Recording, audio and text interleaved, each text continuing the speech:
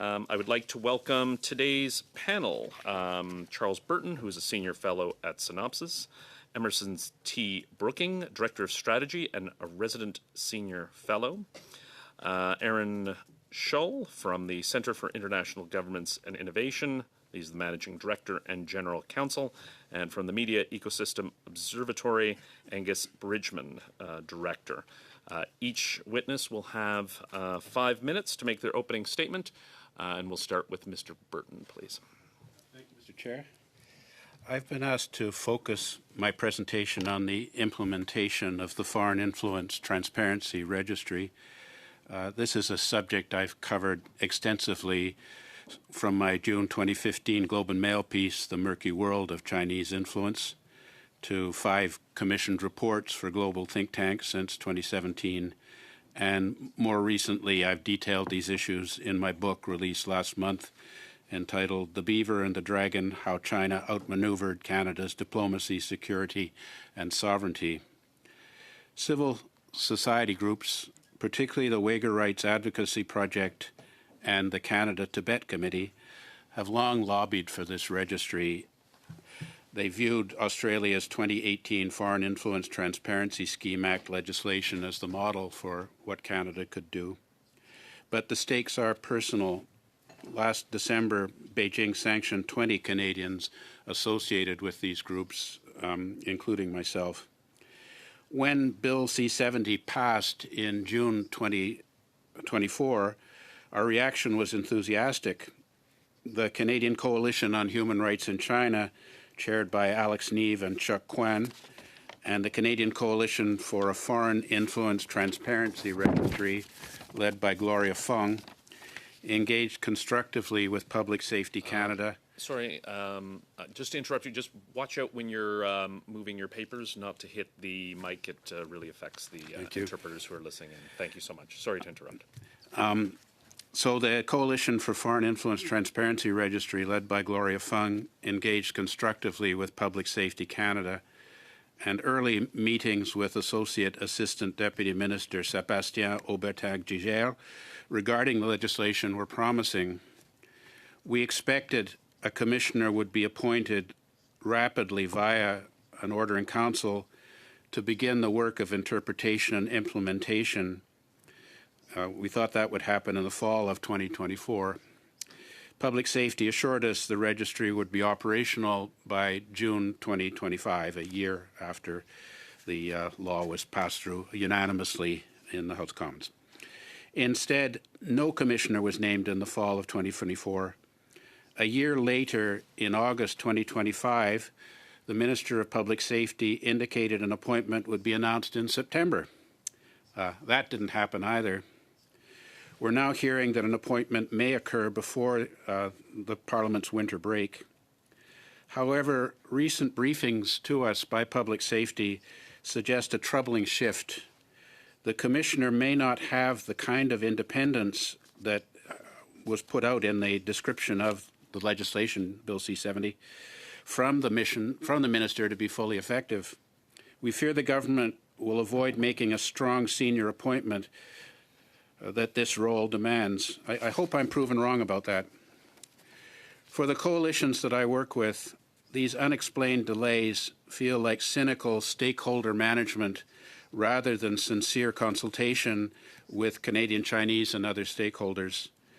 There is growing sentiment in these groups and the Chinese-Canadian community in general that the government is cavalier about the impact of foreign interference on diaspora communities. The concern is that institutional resistance, or murky forces, within the establishment is stalling the registry.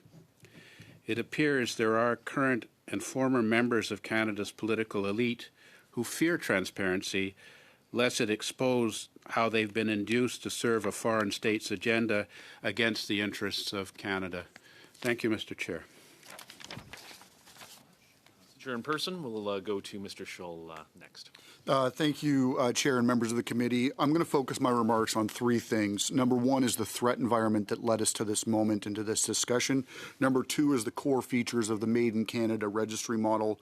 And number three, probably more important for what I'm going to recommend that you would focus on, are key considerations for an effective, fair, and timely implementation of the registry. So what led us here? I don't need to tell anyone in this room that there's mounting evidence of foreign interference, covert efforts to influence elections, intimidation and harassment of members of parliament and diaspora communities, and covert funding networks and pressure campaigns. So this is deceptive, coercive, and covert activities done by foreign states and their proxies in Canada. So this is now, to be clear, is distinct from legitimate and open engagement, normal diplomacy, transparent lobbying, and advocacy that's identified and accountable. So the central problem is not, therefore, foreign engagement per se, but it's foreign engagement that is covert, deceptive, or coercive. And this is what the registry is designed to catch. So the point here is that if you are acting in Canada at the direction of a foreign state to influence our political or government processes, the public has a right to know.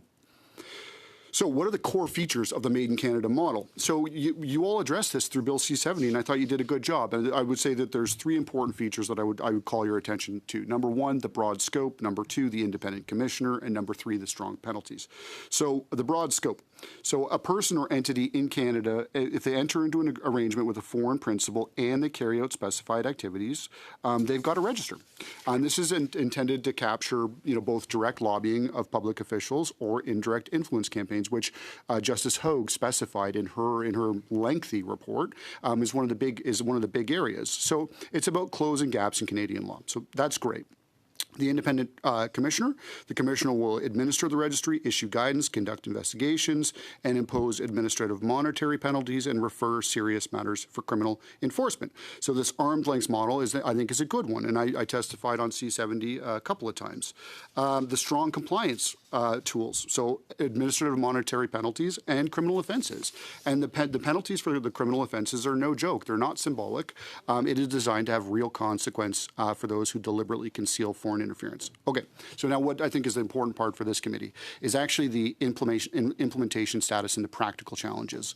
So Parliament provided a strong legislative framework. The challenge is, how do you implement it effectively? So I think there's a couple of key tasks you should focus on. Number one is watching the establishment of that Office of the Commissioner and making sure that they've got sufficient resources, investigative capacity, and technical support. Making sure that the regulations are finalized and how things will be reported, what exemptions exist, how penalties will operate in practice, building secure and a user-friendly online registry for filing and public search, and then developing information sharing practices between the Commissioner, intelligence agencies, and law enforcement. So I would say that if I were you, I would recommend you clarify and make sure there's simplicity of obligations. So potential registrants need to understand in super plain language who has to register, what counts as an arrangement, what activities trigger registration, when and how to file, and there must be clear statutory guidance and detailed regulation and practical examples. Number two, protect rights and avoid stigmatization. So many diaspora communities are both targets and victims of foreign interference. So make sure that the registry is implemented in a way that focuses on behavior and transparency, not ethnicity or origin, includes ongoing outreach to affected communities, and provides clear avenues for questions, correctness, and redress if people feel that they've been unfairly treated.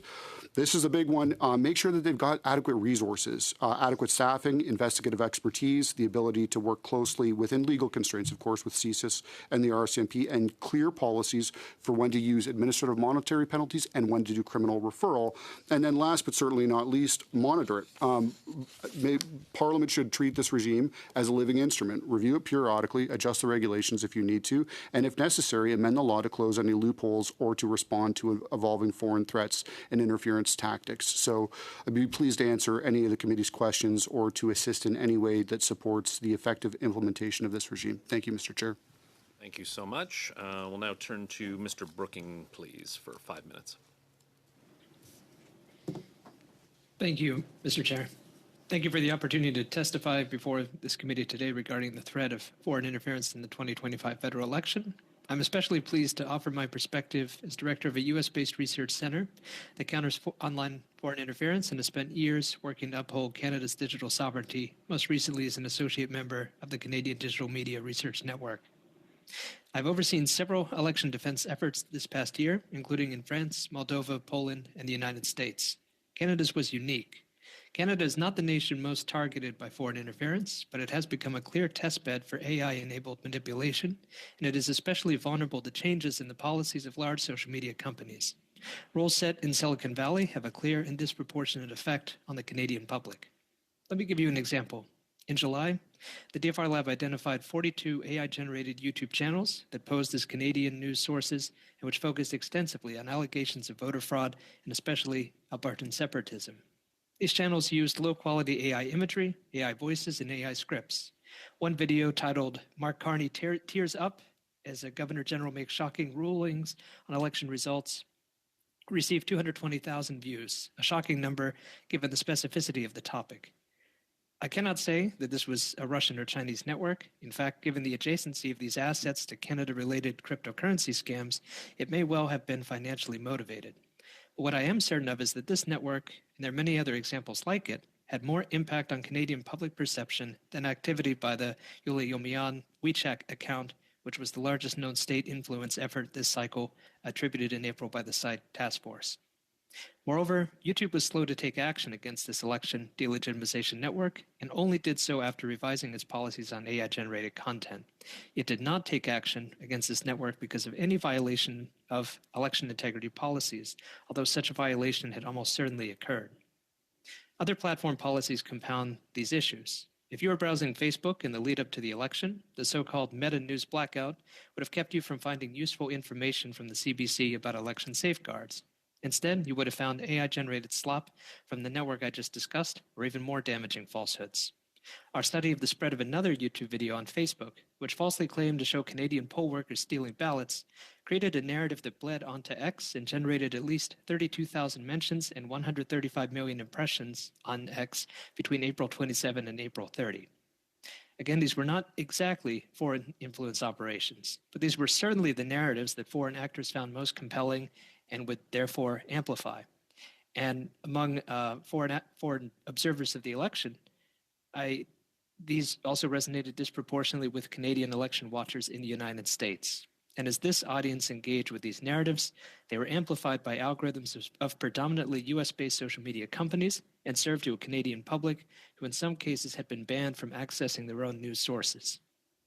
Finally, because I've spent years studying U.S. election protection systems and Canada's parallel development of the rapid response mechanism inside Task Force, I wanted to conclude by acknowledging the judicious approach of Canada's election defenders.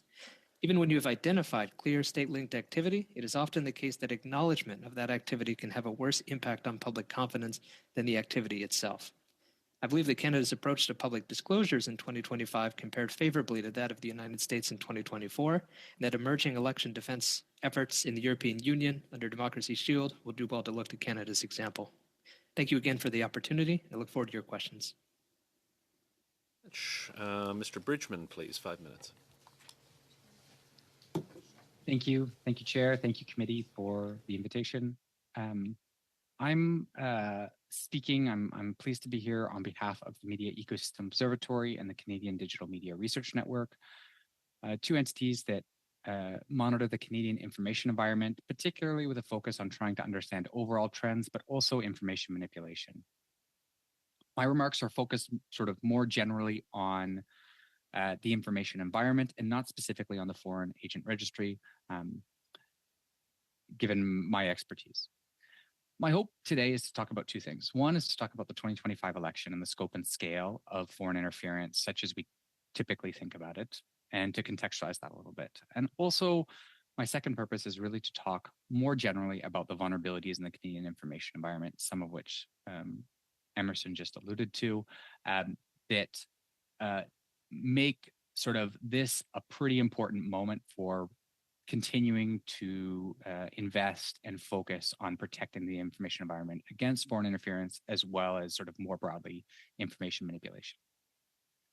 During the 2025 election, foreign interference was top of mind for Canadians. This came, of course, out of the The Commission on Foreign Interference, over half of Canadians were particularly concerned about foreign interference. Yes, China, yes, India, yes, Russia. But actually, the number one country was the United States. And there was real concern. We documented and cataloged different instances of foreign interference and information manipulation during the campaign. And overall, what I would say is that the impact on the election was minor. There were several efforts. They were small, sporadic, low engagement, generally ineffective. There's an important caveat there that I'll talk about in a couple minutes. Generally speaking, US political content coming from influencers, coming from officials, coming from the structure and shape of the information environment were far more impactful on the Canadian political discourse during that election. So it was really that US channel, and Canadians correctly can name that and are concerned about that. That said, there were a number of institutional improvements during this past election, including the site task force and the regular communication to Canadians, along with the work of the research network and sort of continuous monitoring and updating of the Canadian population, that I think were real strengths of the Canadian response. They helped blunt the limited FI activity that there was. However, we are in a state today where while we can look at the past few elections and say maybe there has not been determining impact on the election results, there are clear structural vulnerabilities. Just want to talk quickly about three. The first is there's a real crisis and failure of platform governance. There is very poor data access. There's very weak and inconsistent enforcement. There's almost no transparency coming from the platforms, and there's been a retreat from meaningful cooperation with civil society and government. It's a huge challenge. There are, of course, domestic vulnerabilities that amplify some of the FI risks, partisan echo chambers, online influencers without accountability who are spreading huge amounts of misinformation in our information environment, and the increasingly cheap and widely available digital manipulation tactics. This is part of technological acceleration. We can talk about AI. We can talk about the ability to cheaply procure bots and artificial accounts across social platforms. We can talk about poor transparency reporting and detection by platforms there. So these are all vulnerabilities that we live with and that make work in the space incredibly difficult. These create an environment where even small interference attempts can have second order effects that can rapidly sort of change the discourse, can potentially have huge impacts on the outcome of the election. My single recommendation today, I have many, but my single is that we are in a state where there is such poor data transparency that as the entity who has the best data and the best ability to monitor FI, I'm saying to you today that we do not have sufficient access, and it would have been very possible during the last election that something had occurred that we would not have been able to detect. A major platform in the United States could have made a decision, a major campaign by Russia or China that is dissimilar to ones we've seen. And so I urge the committee to take seriously sort of mandated transparency. I'll leave it there. Thank you so much. Thank you to all of our witnesses for being well within the 5 minutes. We'll now turn to questions. We'll start with Mr. Cooper from the Conservative Party for 6 minutes, please. Thank you, Mr. Chair. Thank you to the witnesses. I'm going to direct my questions to Mr. Burton regarding the endless delay around the implementation of the Foreign Influence Registry. As you noted, Mr. Burton, the Liberals promised that the Foreign Influence Registry would be up and running 1 year after Bill C-70 received royal assent. 1 year was June of this year. June came and went. It wasn't up and running. The minister said then it would be up and running by September. September came and went. He then said December, and yet here we are almost in December, and no commissioner has been appointed. We have no registry, and I would note that under the legislation, the leaders of recognized parties in the House and the Senate must be consulted on the commissioner, and the appointment of the commissioner must be ratified in the House of Commons and the Senate. So there are a number of processes that haven't happened either. So given that, it would seem to me that we have no idea when the registry is going to be up and running. Is that fair? Yes. You know, the minister has said it would be coming by the end of this year in his most recent statement to parliamentary committee. The public safety people have been briefing us that it would be coming next spring.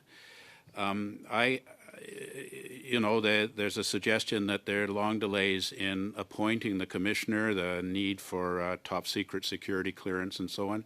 But, you know, when the government needed a fentanyl czar, they seem to be able to do an order in council and get that person in place pretty quick. So I'm puzzled as to why it takes so long to come up with a commissioner. I do see the commissioner as being key. If we can get a strong commissioner who can make these interpretations of the legislation, things like Senator Wu's concern about in association with, to get that clear what it means. What about people who are anticipating future benefits in the Chinese regime if they go along with a Chinese agenda when they're in a position of public trust in the civil service or parliament?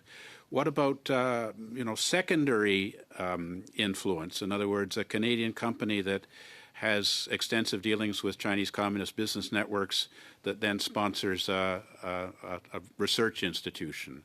You know, there are just a lot of questions there, and they really need a commissioner, in my view, a strong commissioner on site, fully qualified, to be able to sort them out. But what seems to be happening now is that public safety is trying to come up with regulations and interpretations which I believe will inhibit the potential independence of the commissioner in making this registry effective and actually getting names of people on the registry.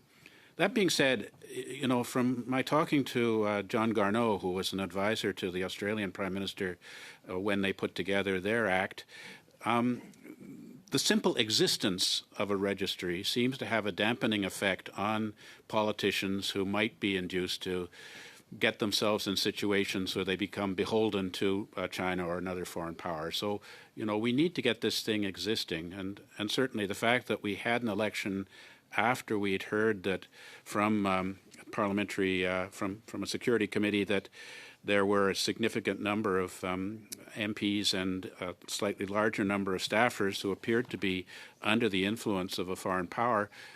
It's outrageous to me that the election happened when we didn't have any means to go into this in a fair way to ensure that Canadians are aware of people who may have not been entirely uninfluenced or unable to take the temptation of benefits from a foreign power or subject to a very sophisticated engagement by Chinese entities. Well, thank you for that. You know, it was first June, then it was September, then it was December. Now you're saying, according to public safety officials, it's spring, but who knows if it will be spring. The Liberals have a long track record of opposing the setting up a foreign influence registry. They campaigned against it. They amplified Beijing's disinformation against Kenny Chiu after he brought forward a private member's bill to establish such a registry. So it seems to me that after years of opposing a registry, the latest tactic from this government is to be one of obstruction through endless delay. Is that fair? I mean, I think that there is concern probably at the center of government about prominent Canadians, possibly former senior officials who might have to register because of ongoing relationships with the Chinese state. And I have a notion of people that I think might fall into that category. But so long as we don't have a registry, we can't say for sure. You know, it's suspicion, but we really need a registry that makes it clear. And let's bear in mind, I mean, nothing stops you from, say, that large number of people, prominent Canadians, that suggested we should release Meng Wanzhou forthwith from putting a statement in the newspaper to that effect. But, you know, when we found out that Jean Charest was the recipient of a retainer from the Huawei company at the time that he was involved in this activity, that's information that I would have liked to have known at the time. 3 seconds. Thank you so much, Mr. Cooper. We'll go on to Mr. Lewis. Thank you, Chair. Thank you to all the witnesses here. it's clear that foreign states are actively seeking to influence Canadians and disrupt our elections, including through new technologies such as generative AI and deep fake impersonations. I know that for the first time during the 2025 election, Canadians received weekly technical briefings from senior security officials providing transparency, addressing concerns about foreign interference in real time, and we're also talking about the strengthening the legal framework by passing the Countering Foreign Interference Act, as well as the SITE task force, which expanded preparedness measures, which runs scenario exercises, engaging political parties directly, and enhancing monitoring. But we're also hearing today that these threats are evolving quickly. And I appreciate your time because we want to explore what we can do to secure our elections. We've also heard from previous testimony in a study before about AI, potential AI labeling for political content, or a ban on deep fake impersonations during campaigns, preventing foreign funding through third parties, and closing loopholes that allow untraceable donations. So I look forward to hearing and learning from your experiences and your research what works, what can continue to work, where the gaps are. So maybe I shall start with Mr. Schell from the Center for International Governance Innovation. I do appreciate your thoroughness. You summed it up quite nicely. We needed a broad scope, an independent commissioner, and strong compliance tools with penalties and consequences. Maybe I'll start on some of the things you talked about for implementation. One, you talked about more information sharing between organizations. Can you give some examples of what has been working, and then also some examples of things that can be improved where there was not the level of information sharing?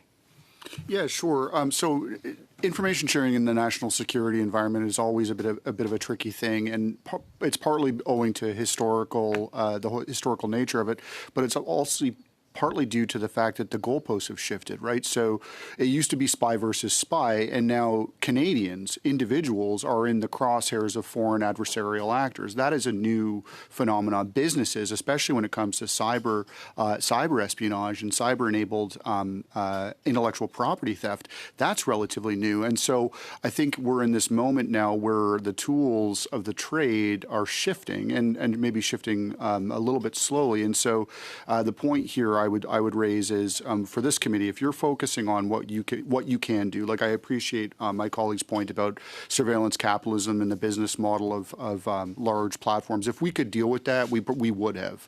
I think what you can practically do is put pressure on to get the registry set up, and then the biggest piece of advice I would offer to you is make sure that it's resourced properly and that you have good investigative capacity. And on your information sharing question, that the information is flowing between the agencies in the commissioner's office, because the absolute worst possible outcome is we go through all of this effort, we get C-70 passed, we do these thoughtful studies, and then the first prosecution collapses, because the message that will send to adversarial state actors will not be good. So I would say put the pressure on, get this thing set up. You never want to deliver a birthday cake the Tuesday after a Saturday birthday. So let's get it done and make sure it's resourced properly. And you mentioned the online registry, and you talked about that balance, about protecting rights, avoiding stigmatization, at the same time making sure that Canadians are protected. Can you expand on a way that you said we need to be very clear on who has to register, when they register, how to register, examples? Can you is someone else doing this that we can look at a model, or do you have ideas in that sense? Yeah, so I mean, the models that everyone will go to is the United States. They've been doing it since the 30s, in Australia and the UK. I would say when it comes down to it, being crisp about the fact that we're not talking about communities, we're not talking about individuals, we're talking about people that are in association with a foreign principal to undertake activities in Canada. So it is country neutral. Does not matter which country we're talking about. And so, that's the thing we just need to make clear. And I was saying on my point about the online portal and registration, we have to make it practical. We have to make it doable and easy for people to do, because what we want to be able to do, it's like Al Capone, right? They didn't catch Al Capone for murder. They got him on tax evasion. So the point here is figuring out who's doing this stuff, and then you can nick them for not registering, right? But make the process easy so that there's no possible defense. Like, no, Your Honor, I couldn't have possibly registered because the website didn't work or whatever. Like, just make it super easy so that you can find out who's not registering and then hit them with an administrative monetary penalty as quick as you possibly can, notice of non-compliance, and then if they mess around, criminal sanction. Appreciate that. And then one of the other things you mentioned was that this needs to be reviewed periodically. As we're hearing from all of our witnesses, this is a fast-changing ecosystem. So how is it possible? Is it through regulations? Is it through order in council? How do we adapt and change? What are some of the suggestions you say in a system that's moving so quickly? Yeah, two things, or three things actually. Number one, having a thoughtful commissioner is a great way to do it. Like the Privacy Commissioner is a good example. When the Privacy Commissioner of Canada introduces an interpretive bulletin under PAPITA, people pay attention and they're good. So having a thoughtful commissioner who can interpret some of the gray areas in a crisp way. Second is regulation and making sure that you've got the requisite regulatory authorities. But then also don't be scared to revisit the law. Like we tend to treat laws like they're tombstones. They're never going to ever change. And the point is that the world is changing at a good clip here. So don't be scared to revisit it if you need to. Because I would say out of all of the laws that are currently or recently on the books, this is the one that every single party has an interest in. This is about democratic integrity. And so this is about the future of the country and the state of Canada. Thank you. Thank you so much. And I guess before I turn to Madame Normandin, just make sure the questions will be coming in French. So if all the witnesses either have their earpiece in, tuned to or on the Zoom channel to make sure the English channel is coming through if you need interpretation. My apologies. Madame Normandin, 6 minutes, s'il vous plaît. Merci beaucoup, Monsieur le Président. Merci à l'ensemble des témoins. Thank you, Mr. Chair. Thank you to all of the witnesses for joining us. I'd like to start with you, Mr. Bridgman. It's a pleasure to see you. We saw each other a year ago. You said that the United States is an important actor in foreign interference. We tend to forget them. And maybe this is a philosophical question. What would be the difference between foreign interference and foreign policy? You talked about the importance of having access to transparency, data. Is there a distinction between foreign policy and foreign interference, notably through the content, the type of media used to send information, the source? Could you provide a general answer on that aspect, please? Oui, c'est une très bonne question. It's a very good question. And in fact, the difference to me is whether it's secret or not. Is it visible? Do Canadians know this is what's happening or not? And finally, with platforms, with the way the influence comes from the United States, we have an idea, a general idea. I work very hard. My team works very hard every day to discover the dynamics, the processes. But at the end of the day, we're very limited by the access provided by the platforms. So yes, we can have an idea. But a good example is there were two major changes on platforms over the past 2 years. First, taking off traditional media from Meta, from Facebook, Instagram, so there's no news.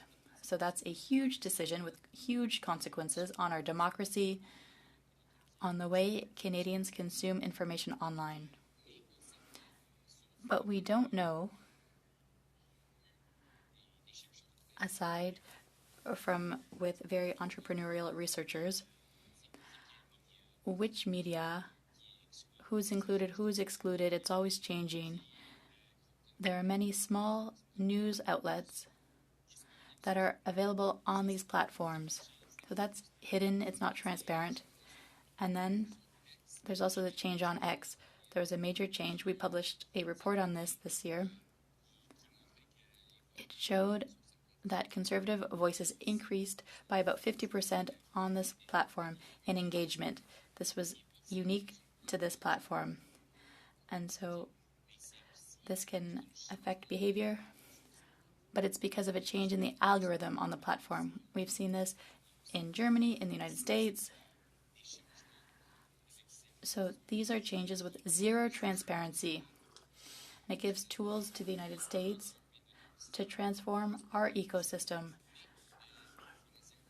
But we have no control, no governance. and this is a non-regulated industry. And so we live with the consequences of that. Thank you very much. A question for Mr. Brookings. You talked about the fact that Canada is a bit of a test zone for AI for the 2025 campaign. I'd like to know why Canada is particularly vulnerable versus other countries. Is it because we have weaknesses in surveillance?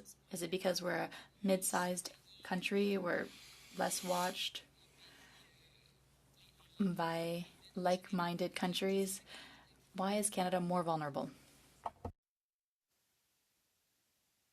Thank you. And I think very much picking up on Dr. Bridgman's answer, I would say it is because of the interrelation between the US and Canadian information environments.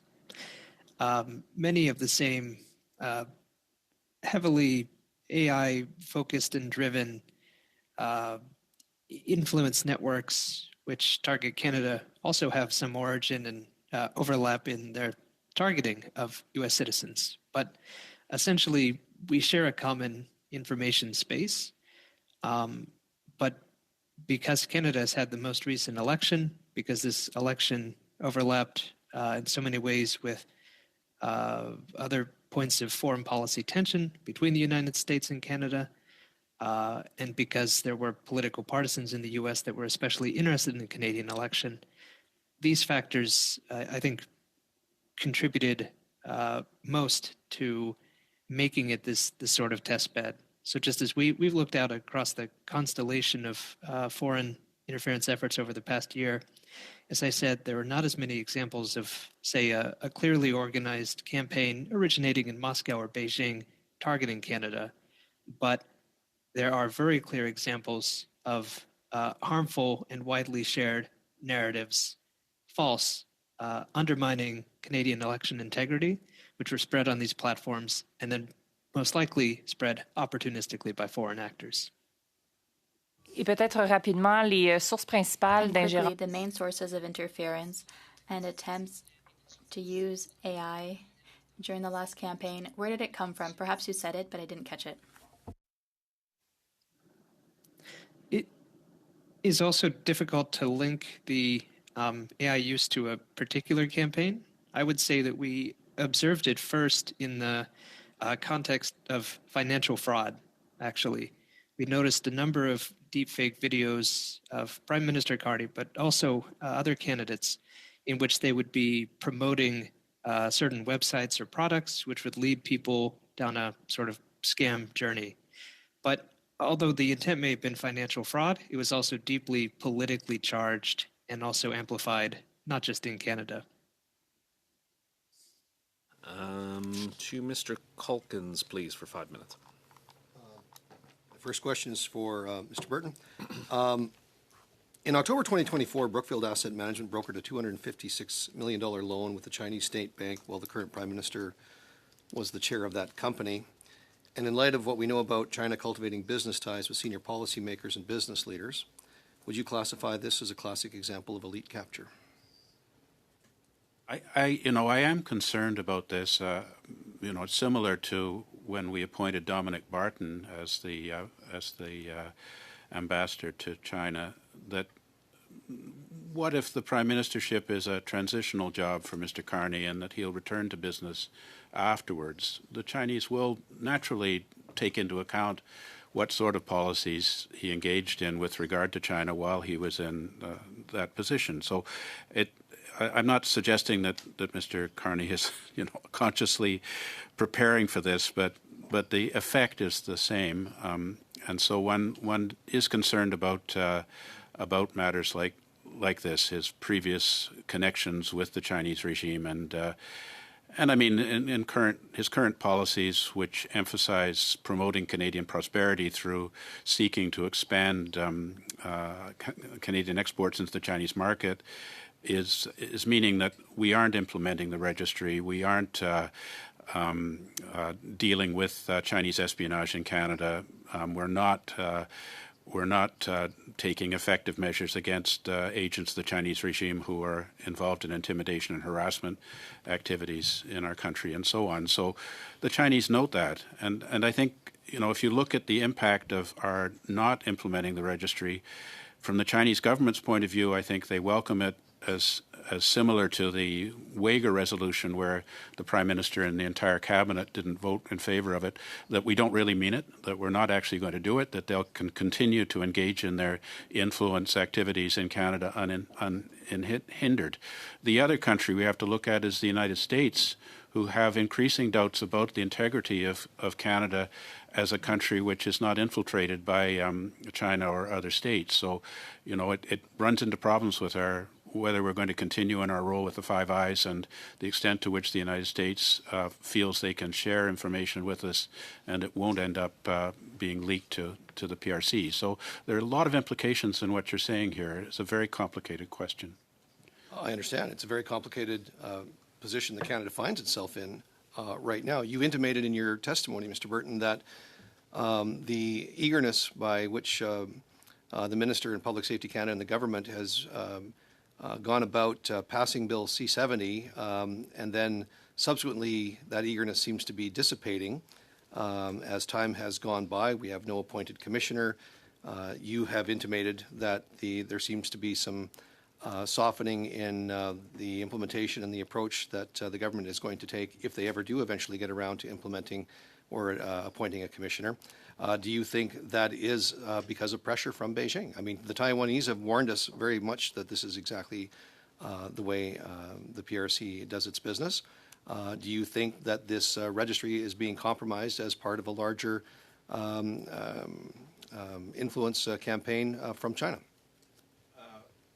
Whether it's active or passive is another question, but the recent statements by the leader of the Taiwan delegation here in Canada, and Michael Kovrick's recent statements, and others, I agree with them that we do have a problem here of evidently responding to Chinese agendas in Canada, and this is an ongoing process. In other words, the infiltration gets deeper and deeper as time goes on, and China is becoming more and more aggressive, and we're seeing concerns about Chinese infiltration into Canadian infrastructure.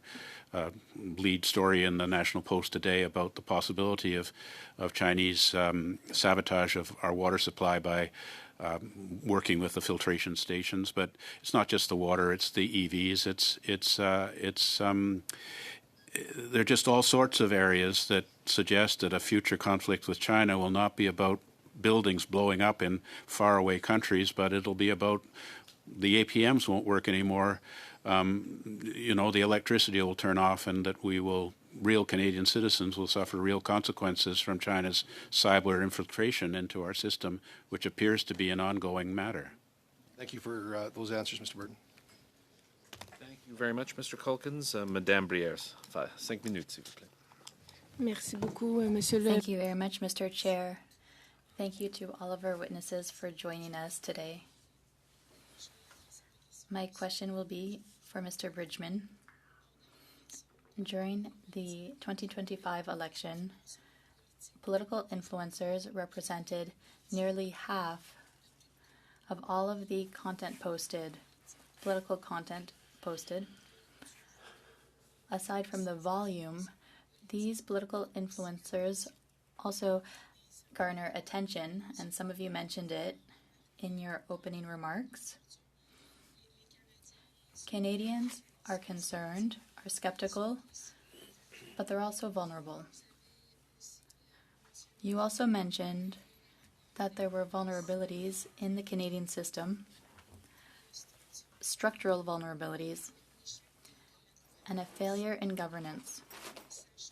So knowing that these platforms, influencers, are not regulated, I'd like to know what we can do more formally to provide a framework and protect ourselves. Yes, that's a great question. I want to start my answer by saying that influencers are here to stay. Young people engage with political content this way. It will continue. In 2025, we really had a mindset shift at our research team that it's more than half of posts, more than half of engagement. But that's the dynamic around the world. It's not unique to Canada. It's really a change in the way we consume information. It's not necessarily bad, but we need to be prudent at the same time. During an election, there are certainly a lot of rules around what can be said, what is promoted, the spending limits. But influencers are like a new entity. It's different than traditional media and organizations, but they have a bigger impact on shaping opinion and behavior. So we need to reflect, how will we deal with this in the law? How do we address this new group with much more influence than all of the other groups? But they're not regulated in the same way. And so one idea, I think it was before this committee a year ago, Lauren Southern came to appear, and she said in her remarks, Lauren Southern is a major influencer from Canada who lives in the United States now. She's involved in a whole tenant media scandal, $10 million that went from Russia, of Russian origin, to support a group of influencers here in Canada and the United States. But she said, I'm a small media outlet with not enough money. In her remarks before this committee, she said, that's her position. Okay, but if she's a real company, if she pays taxes, she's not just an influencer. We need to stop thinking of influencers as just one person. They have editors, researchers, a whole infrastructure. It's true that in Canada, there's less money in all of this, so there are fewer of these people. But in the United States, an influencer is media. Joe Rogan is not just Joe. It's the whole team, all of Joe's infrastructure. There's a bigger impact on American politics than all of the rest of media, of traditional actors. So I think it's really worthwhile to reflect, to take action,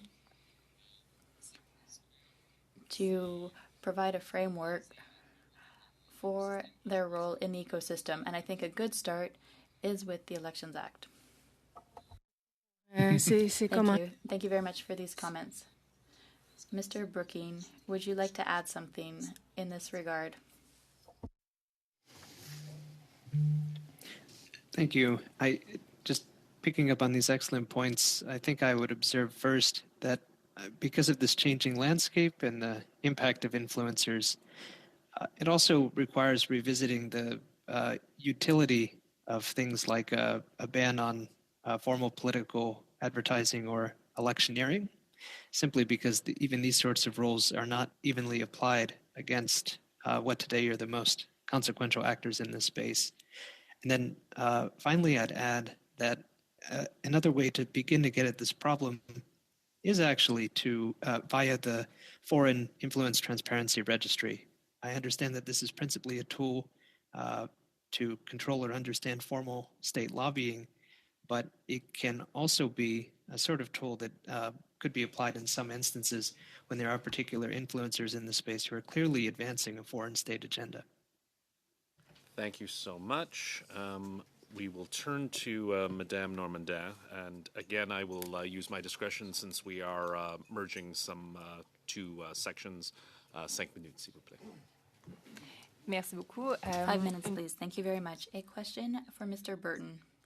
You've talked a lot about the Foreign Influence Transparency Registry, but I'd like to hear about maybe a blind spot, and it's a topic you've covered, the acquisition of businesses by foreign actors. We know there's nothing like a private company in China. Everything is connected to the state. I'd like to hear about the risks of not better regulating the acquisition of Canadian businesses by Chinese actors. and bringing Chinese technology here. We can think of electric vehicles, which are spy tools, depending on how we use them. Drones made in China were acquired by the RCMP. So is this a blind spot we should be looking at?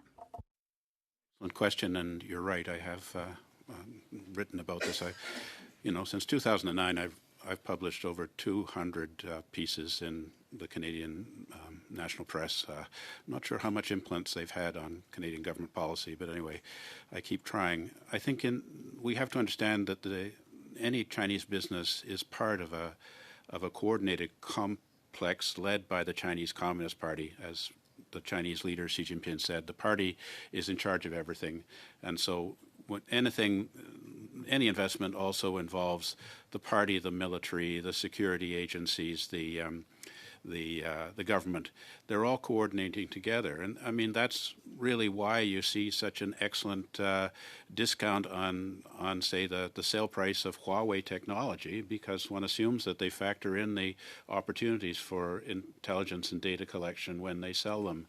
There's a lot of Internet of Things stuff going on. The U.S. is concerned about the TP-Link routers, which are considerably cheaper. When I heard about this, I smashed mine with a hammer, but the one that I had to buy to replace it cost 4 times the price of my excellent TP-Link router.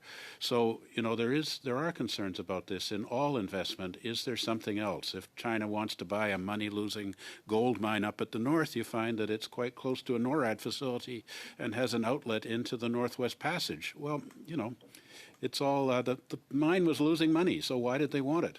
So I think that all of these kinds of investments are tricky. The problem is that, how can we determine if an enterprise is in fact operating under the influence of a hostile foreign power or simply ethnic Chinese people who want to do a good investment? I think that we need to be looking at that carefully, and of course, we don't want to be involved in discriminating against Canadians simply because of their ethnic origin. So it's a serious matter, and we're clearly not on top of it sufficiently. We need to put a lot more resources into protecting Canadian national interests, because it's really like a game of Go. The Chinese are like putting down tiles everywhere, and eventually they're going to circle us. It's just a matter of time.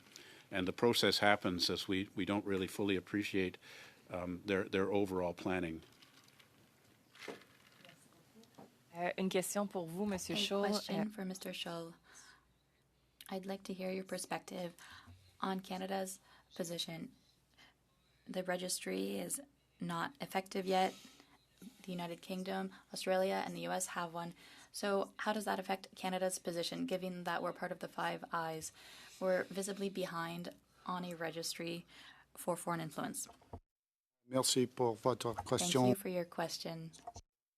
So not well. I mean, I don't know. I'm not security cleared, so I'm just some guy. So I have no idea. But I can't imagine it's helpful. But also, too, maybe I'll back up a step and say the other thing we don't have is a national security strategy. So just on your last question, what you were talking about was strategic state behavior.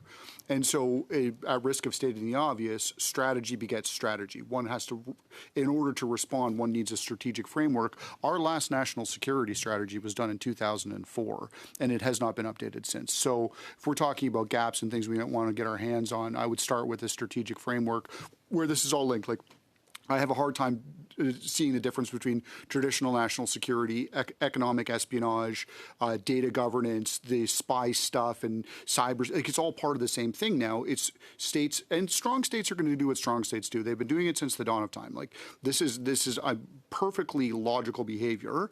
We need to respond with a strategic framework too. On to Mr. Jackson, please, for 5 minutes. Thanks, Chair. Appreciate that. Thanks to all the witnesses. Nice to meet you, some of you virtually, some of you in person. Thank you for being here today and sharing your expertise. I have to admit, as a new member of Parliament, all of this is quite concerning to me, particularly as a young Canadian. I find that the more I hear from experts from various different perspectives on this issue, that government as a whole has left Canada, and particularly young Canadians, very vulnerable to the influence, whether passive passive or not passive of foreign actors who are not our friends and who have no interest in doing us any favors. So I'm very alarmed by this. I wonder, in particular from my perspective, as a member of Gen Z, one of the few members of Parliament now from the Gen Z generation, we get all of our news from social media. I mean, none of us are going to CBC.ca, or very few of us. Most don't follow the mainstream media. I would argue that's probably similar for diasporic communities. They predominantly favor other types of information sources to get their news. So I wonder, we've got this question around how active are foreign operators in those spaces, and what, if anything, is being done to govern that, to ensure that we're getting the truth and not necessarily what some foreign country wants us to believe. Maybe Mr. Shull and then Mr. Burton on that front to start with. Yeah, sure. It's through you, Mr. Chair, great question. So you don't have to take my word for it. Justice Hogue, in the long and thoughtful study that Her Honour did, identified the information ecosystem as the primary threat to Canadian democracy, and that's because adversarial states are leaning into it. But the original sin is the business model of the platforms, right? They're commercializing and harvesting attention. They're using sophisticated behavioral targeting ads to persuade you. These are persuasion machines, and they're not functioning like they're not broken. This is the way that they were designed. This is the way that they were built. And we've got individualized ad cocktails that are being served up. It's breaking people's attention spans. It's actually making us generally stupider. And so this is a thing. And this is all set to get way, way worse. Like, the trend lines don't look good. So intervening where you can. The problem we're going to bump into is large incumbent players with lots of dough and super sophisticated lobbyists think everything is just fine. They don't care about any of the stuff that I just said. Add to that the fact that we've still got like reptilian brains where we're easy to persuade. Add to that the fact that we've got charter protections. Freedom of expression is a real thing, right? And so people are allowed to say stuff, and you also have the right to be wrong, right? And so it's that cacophony of issues. So it's not, I can't settle it in 45 seconds because it's super complicated. But I think as a starting point for this committee, if we can get this registry thing sorted, that's one thing you can tick off your list that will be helpful. So, Mr. Burton, I'm going to add something to my question for you to answer. We know that WeChat, for example, is a very popular Chinese PRC-linked social media platform that was promoting Prime Minister Carney and the Liberal team during the last election. I just wonder, specifically with respect to this, what connections you draw between something my colleague Mr. Calkins mentioned about the $276 million loan Mr. Carney secured prior to his winning the Liberal leadership. If you think there's a connection there at all between the November deal, winning the Liberal leadership, and then this happening during the April election campaign. I mean, I think, are you young enough to use TikTok? I mean, TikTok not only sucks up a lot of information about you, Mr. Jackson, but then gives you shapes your opinion through very cool short pieces that would be targeting you specifically based on their understanding of the kind of stuff that you would buy into. So it's an extremely sophisticated and subtle mechanism.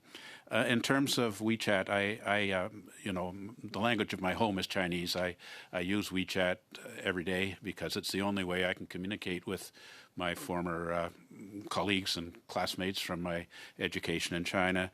It is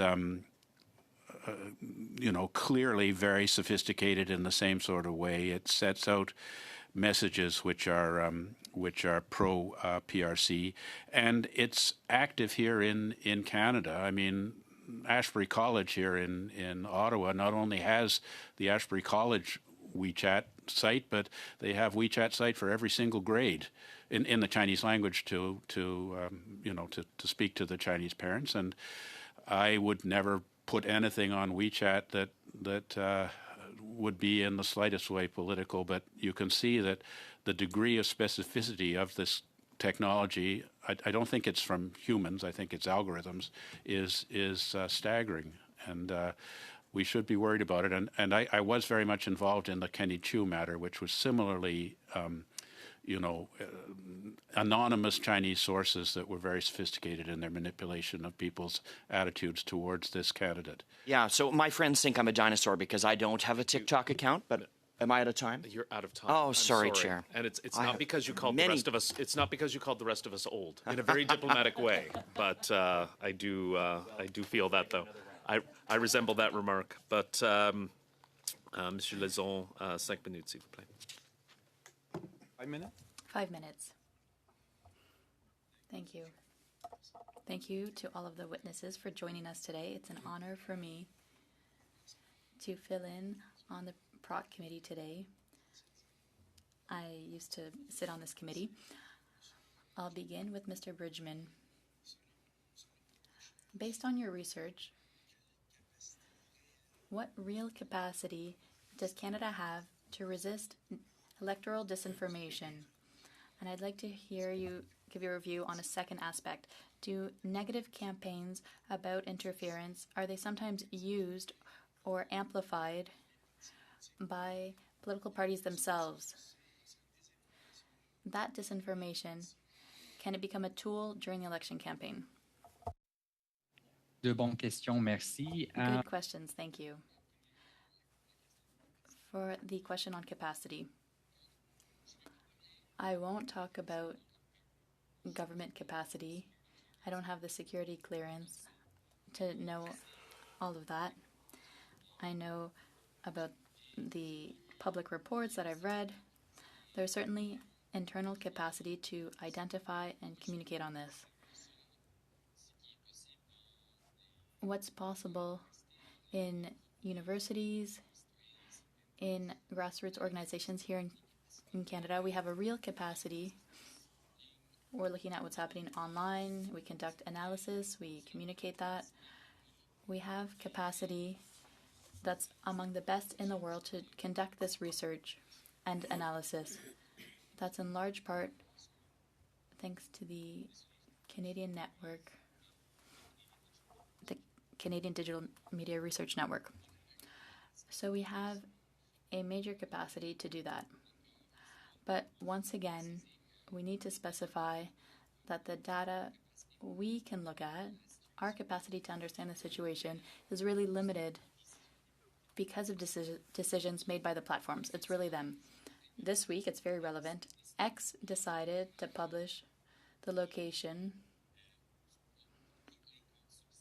for all of the accounts on the platform. We don't know how location is specified by them. What is their definition? How did they find that? But for example, CBC, the location is in the United States. There were many accounts that were identified at different places. That doesn't mean CBC is produced in the United States. That's not true. But at the same time, it's a question of transparency and how X made that decision. So certainly, we lack real data to really do this well, to protect Canadians against efforts to manipulate information. That's the answer to the first question. The second question is much more difficult. Do political parties use tools that manipulate information, use the capacities of those platforms of our current ecosystem to manipulate Canadians' opinions? Personally, here's what I think. There's politics. Politics is about values, debate, debating public policy. It's an effort to convince Canadians about what's true and what's not true. Our research does not focus on political parties, on politicians. It's up to you to convince Canadians. But certainly, at times, we see manipulation that's very successful in convincing members of Parliament and political parties of something that's not true. So you are also victims of all of these dynamics. So I won't say that there's one party or another that is spreading disinformation, but you're also victims. You don't want to lie to Canadians. I know that, fundamentally. You need to believe that if you believe in democracy. I don't think it's that. But our system is not made for you to have enough information to respond well, to communicate well, to know, is this true, or is it an effort from someone or a state to convince me of something that's not true? Thank you. I don't have much time left. I think your answer is very complete. But just to conclude, do you believe that policies weaponize the concept of interference for some partisans. You gave us a bit of an answer, but in the next campaigns, we'll have to be more vigilant. Do you agree with me? We need to be vigilant, absolutely. Very quick. OK. Oui, ça peut très facile. Yes, it can very easily be an attempt at interference, or the appearance of interference could be more powerful than interference, and that's a little bit what happened in Kirkland Lake last year. So that's really a danger, absolutely. We'll go to Mr. Cooper. Before you begin, Mr. Cooper, we'll do 6 minutes, and then 3.5 before we go in camera. Okay, merci. Mr. Cooper, please. Mr. Burton, I'd like to get your thoughts on something that you referenced, and that is this government pursuing a strategic partnership with the PRC. During the English language leaders debate during the last federal election, Mark Carney said that the PRC is Canada's biggest security threat, and went on to say that, quote, they are one of the largest threats with respect to foreign interference. Consistent with this, the director of CSIS stated just 2 weeks ago that the PRC is a major threat to Canada's security because of its foreign interference activities, and yet we have Mark Carney's Foreign Affairs Minister talking about a strategic partnership with the PRC, including on matters of security. So how can we square, on the one hand, Mark Carney saying that the PRC is Canada's biggest security threat, backed up by CSIS, all the while his government is pursuing a strategic partnership with a hostile foreign state that is a threat to Canada's security? It's a great question. I mean, the Strategic Partnership Agreement was signed between Canada and China in 2005. I opposed it at the time. Then when we had the Indo-Pacific policy come up, all of a sudden we forgot about strategic partnerships and talked about disruptive force in affairs. Now we have the strategic partnership back, articulated by Minister Anand and the Prime Minister, as you said. The Chinese interpretation of a strategic partnership goes along with the other stuff that the Prime Minister in his meeting with the Chinese leader Xi Jinping, and indeed the Deputy Minister David Morrison in his speech to the celebration of China's National Day last September, which is that we are buying the Chinese, we're buying into the Chinese language about pragmatic and constructive, and their other language about seeking common ground while setting aside differences. So by using this language, we're essentially saying we're going to do Canada-China relations in the way that China wants to do it.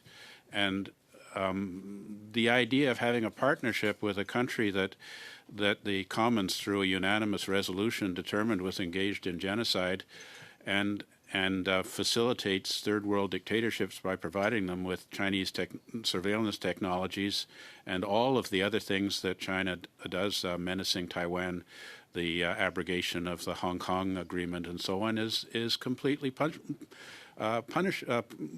extraordinary to me. I mean, we're partners. I don't want to be partners with, I don't feel that Canada should partner up with a regime whose values are so discordant with what makes our country great. Shifting gears a little bit, the PRC has the largest number of accredited diplomats in Canada other than the United States. The PRC's diplomatic presence is significantly larger than countries such as India, Japan, the United Kingdom, and France. In fact, in 2023, the PRC, for example, had 176 diplomats in Canada compared to 178 diplomats in the United States, which, by the way, the United States is the PRC's top trading partner and most popular immigration destination for PRC nationals, yet they had only 2 more Chinese diplomats than in Canada, notwithstanding that the United States is 10 times larger. So should it be of concern, the size of the PRC's diplomatic mission in Canada, should that be of concern? And why do you think the PRC has such a large diplomatic footprint in Canada? Yeah, I mean, you know, Japan has 40-some, India has 30-some. They have, as you say, 176. We don't have anything like that number of diplomats in China, so why isn't it reciprocal? Diplomats are supposed to, when they're accepted by Canada, they provide what diplomatic function they will be maintaining.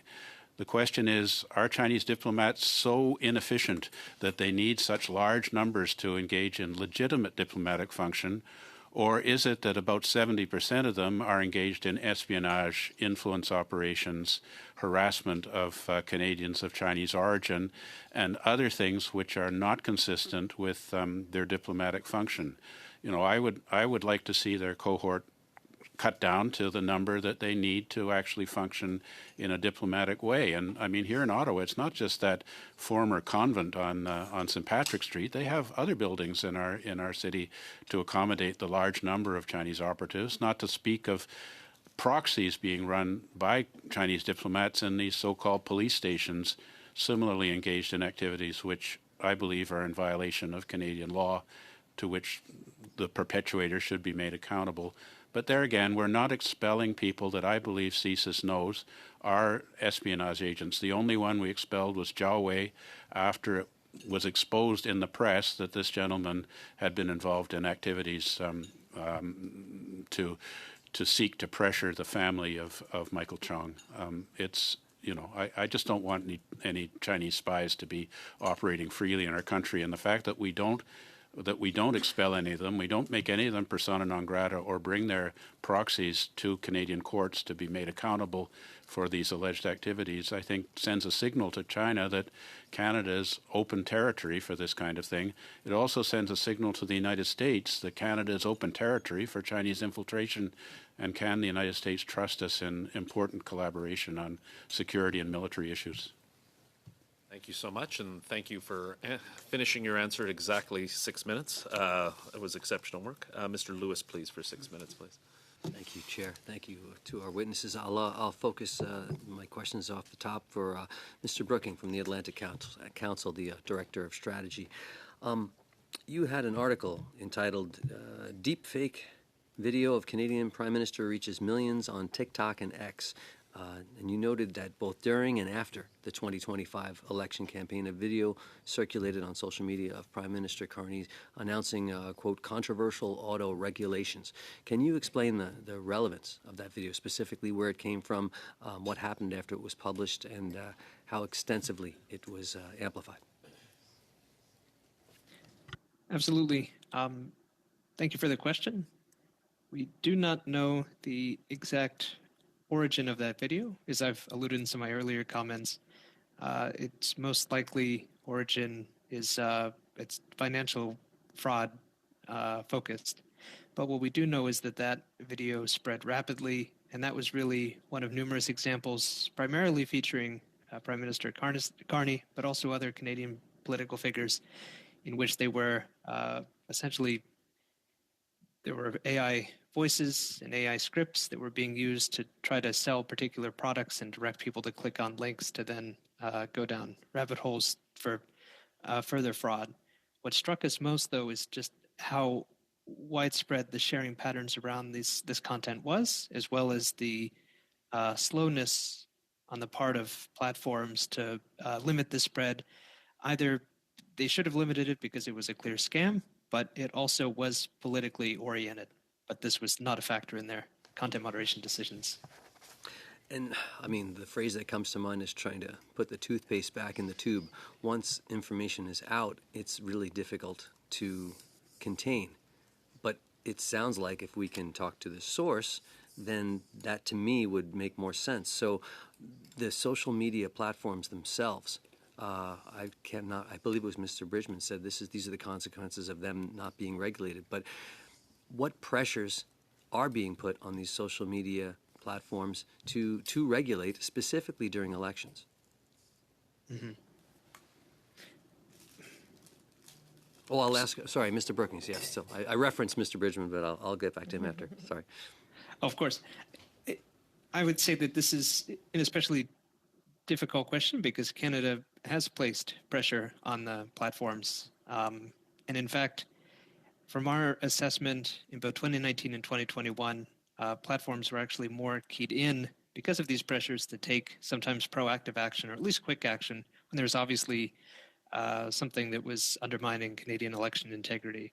It's my sense that the broader political conditions in 2025 made it so that some previous commitments, voluntary commitments that these platforms had made, were no longer in force.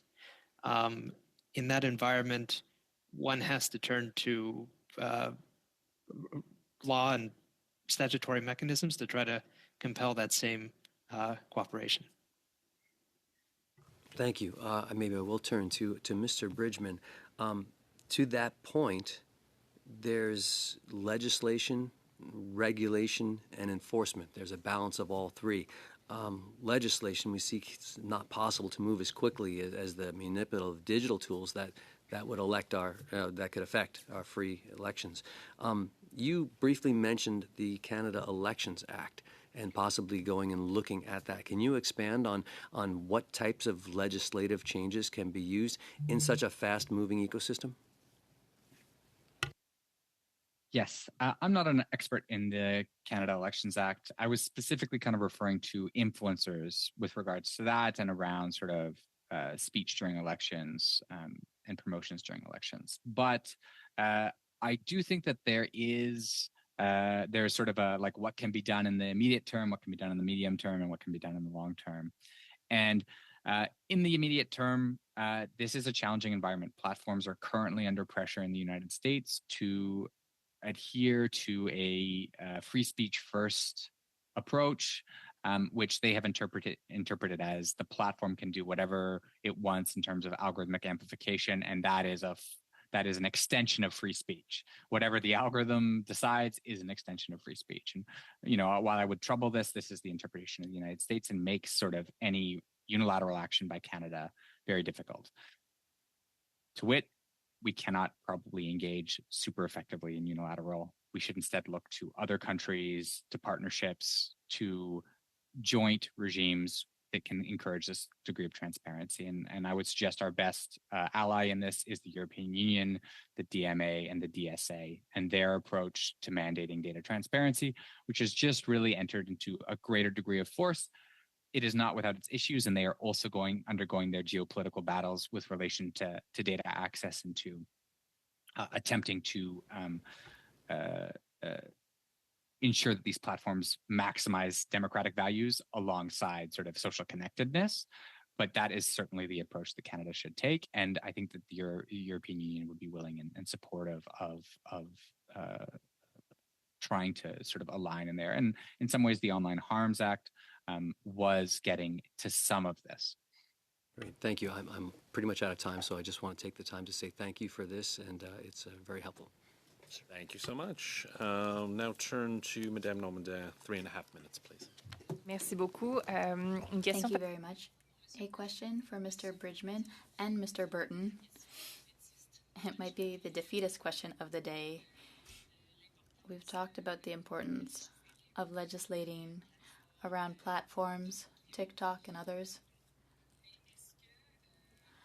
But are we not a little bit tilting at windmills in the sense that there's a critical mass of people who like these platforms, who are interested, and who might not have that much interest in truth, who might prefer the blue pill to the red pill, if we're thinking in terms of the matrix. So is it not a little bit overly optimistic to try and address this through legislation, through regulations? Because ultimately, it's the humans who are behind it who don't want us to know the truth. Who's first? Okay, I am. I think the thing is that the non-truth is more fun than the real truth. I mean, this stuff about Mr. Carney and so on TikTok, it's much more interesting than presumably the rather boring guy he probably is in real life like myself. So, of course, people like it. The problem is that, if we're going to get in a situation where we know the stuff is not true and we don't care, then, is that the end of civilization as we know it? I mean, it's pretty disturbing when people don't want to have factual-based information at their disposal. So, I hear you on this, and that does seem to be the trend. But I think it's incumbent on the government to do something about these things like TikTok and the idea to maybe provide a service which appeals to young people in the same way, but which isn't sending enormous amounts of data to China would be a good thing. And so far, Canada's not been prepared to do that, although, if I understand correctly, parliamentarians are not allowed to have TikTok on their official devices. So that's a good thing. But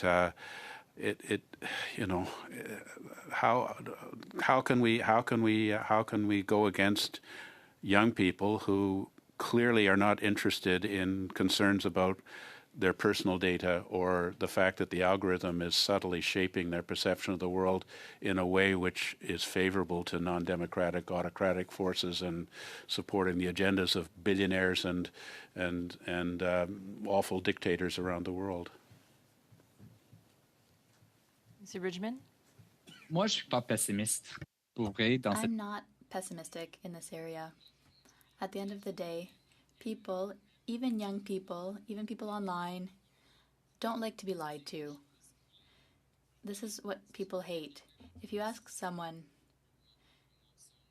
even if it's a nice lie, when someone understands there was a lie, that they're the victims of the lie, they're mad. They don't like that. So we need to have confidence in that. At the end of the day, we need to have confidence in citizens. We have a democracy. These are our values. It's not necessarily the truth that will win, but public spirit will head towards the future with hope for democracy, for the well-being of our country. So we need to have that confidence. But at the same time, we need to provide the tools and the information and transparency to help people. Because even for me, for experts in this area, online, there's a lack of transparency. It's really difficult to navigate. We need to help people. And at the supermarket, there are products, and we can see the ingredients, the calories. We help people make informed decisions. But for social media, for the platforms, for information ecosystem, there's nothing like that. And to me, that's the biggest problem. But at the end of the day, we need to have confidence. And we need to provide information and transparency. I'd like to thank all of our witnesses. We will suspend briefly as we go in camera.